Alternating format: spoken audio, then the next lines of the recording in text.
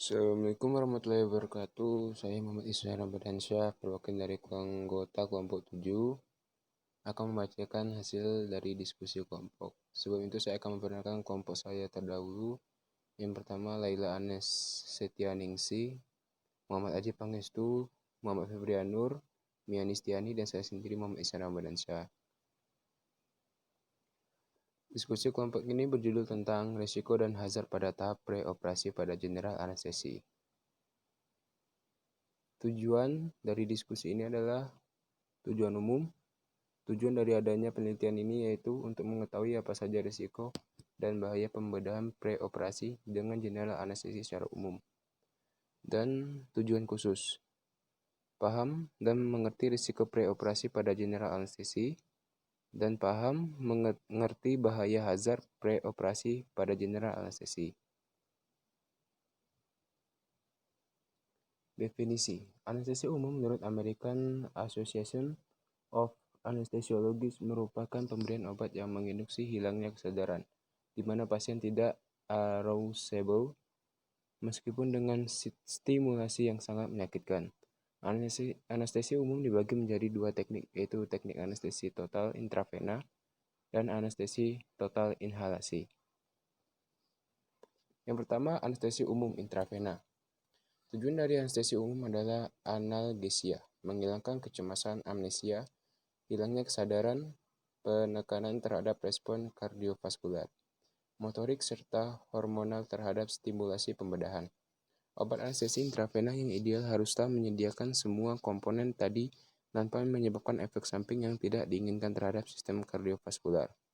Obat anestesi intravena diharapkan menginduksi hilangnya kesadaran dengan cepat dan juga cepat dalam pemulihannya dengan tetap mempertahankan fungsi sistem saraf pusat seperti sebelum pembiusan. Karena tidak ada obat tunggal yang sempurna, maka pada praktiknya obat anestesi sering diberikan berupa kombinasi. Yang kedua, anestesi umum inhalasi.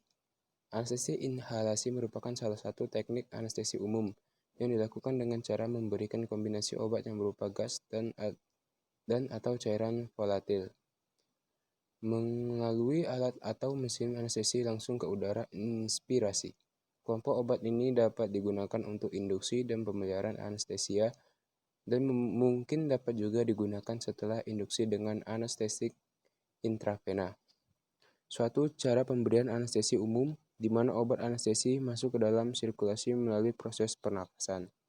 Pembagian sistem pemberian anestesi inhalasi ada 4, yaitu sistem tetes terbuka open drop, sistem setengah terbuka semi open, sistem tertutup closed, sistem setengah tertutup semi closed. Macam obat anestesi inhalasi ada 2. Obat anestesi yang berbentuk gas, N2O, obat anestesi yang mudah berbentuk cair dan mudah menguap.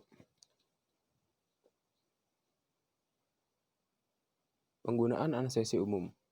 Anestesi umum akan diberikan dalam beberapa situasi, yaitu yang pertama, proses operasi yang memakan waktu lama. Yang kedua, operasi dilakukan pada sebagian besar anggota tubuh. Ada risiko kehilangan darah dalam jumlah besar. Yang keempat, melibatkan organ-organ penting dalam tubuh, misalnya jantung. Dan yang terakhir, bila pasien akan terpapar suhu dingin.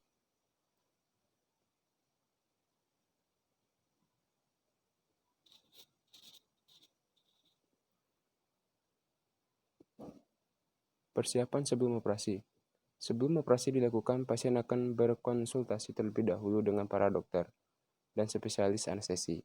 Beberapa pemeriksaan dilakukan untuk bisa menentukan jenis obat yang akan dipergunakan untuk anestesi, kuantitas obat, serta kombinasi obat lain yang dibutuhkan.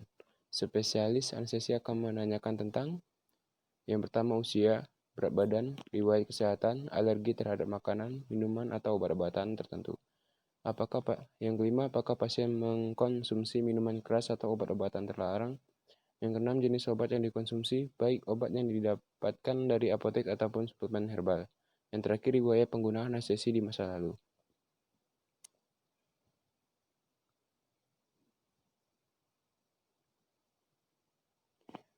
Persiapan fisik. .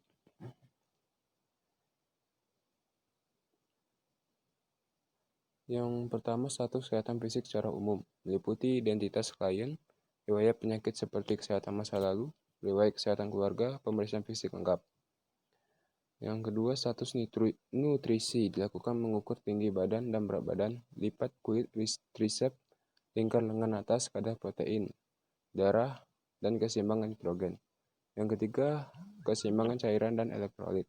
Kadar elektrolit yang biasanya dilakukan pemeriksaan diantaranya adalah kadar natrium serum dengan normal 135 sampai 145 mmol. Kadar kalium serum normal. Kadar kalium dengan normal 3,5 sampai 5 dan kadar kreatinin serum dengan normal 0,70 sampai 1,50. Yang keempat, kebersihan lambung dan kolon. Untuk menghindari aspirasi dan menghindari kontaminasi feses ke area pembedahan sehingga menghindarkan terjadi infeksi pasca pembedahan. Yang kelima, pencukuran daerah operasi. Untuk menghindari terjadinya infeksi pada daerah yang dilakukan pembedahan karena rambut yang tidak dicukur dapat menjadi tempat bersembunyi kuman dan juga mengganggu atau menghambat proses penyembuhan dan perawatan luka. Yang keenam, personal hygiene. Sangat penting untuk persiapan operasi karena tubuh yang kotor dapat merupakan sumber kuman dan dapat mengakibatkan infeksi pada daerah yang dioperasi. Yang ketujuh, pengosongan kandung kemih. Dilakukan dengan melakukan pemasangan kateter. Selain itu, pengongan isi bladder, tindakan kateterisasi juga diperlukan untuk mengobservasi balance cairan. Yang delapan, latihan praoperasi. Hal ini sangat penting sebagai persiapan pasien dalam menghadapi kondisi pasca operasi, seperti nyeri daerah operasi, batuk, dan banyak lendir pada tenggorokan. Efek samping dari anestesi umum. Yang pertama, rasa mual dan muntah, kedinginan dan menggigil, kesulitan untuk buang air kecil, rasa sakit pada tenggorokan akibat penggunaan tabung selama proses operasi, mulut terasa kering, dan yang terakhir, gatal-gatal. Risiko dan hazard general anestesi pada preoperasi. Kecemasan. Kecemasan adalah sesuatu yang menimpa hampir setiap orang pada waktu tertentu dalam kehidupannya. Kecemasan merupakan reaksi normal terhadap situasi yang sangat menekan kehidupan seseorang. Kecemasan bisa muncul sendiri atau bergabung dengan gejala-gejala lain dari berbagai gangguan emosi. Ada jenis 3 kecemasan, yaitu kecemasan rendah, kecemasan sedang, dan kecemasan tinggi. Efek fisiologis efek fisiologis kecemasan dapat menyebabkan respon fisiologis seperti takikardia, hipertensi, peningkatan suhu, berkeringat, mual, dan meningkatnya rasa sentuhan, penciuman, atau pendengaran. Seorang pasien juga mungkin mengalami vasokonstriksi perifer yang menyulitkan staf rumah sakit untuk mendapatkan darah. Efek psikologis kecemasan dapat menyebabkan perubahan perilaku dan kognitif yang menghasilkan peningkatan ketegangan, kecemasan, kegugupan, dan agresi. Beberapa pasien mungkin menjadi sangat khawatir sehingga mereka tidak dapat memahami atau mengikuti instruksi sederhana. Beberapa mungkin sangat agresif dan menuntut sehingga mereka membutuhkan perhatian yang konstan dari staf perawat.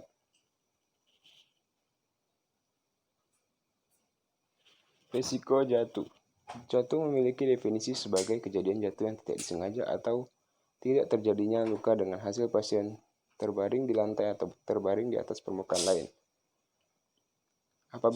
Apabila pasien jatuh dan berhasil berdiri atau kembali ke tempat semula, itu hanya dapat disebut kejadian jatuh bila pasien terluka. Sekian dan terima kasih atas perhatiannya. Assalamualaikum warahmatullahi wabarakatuh.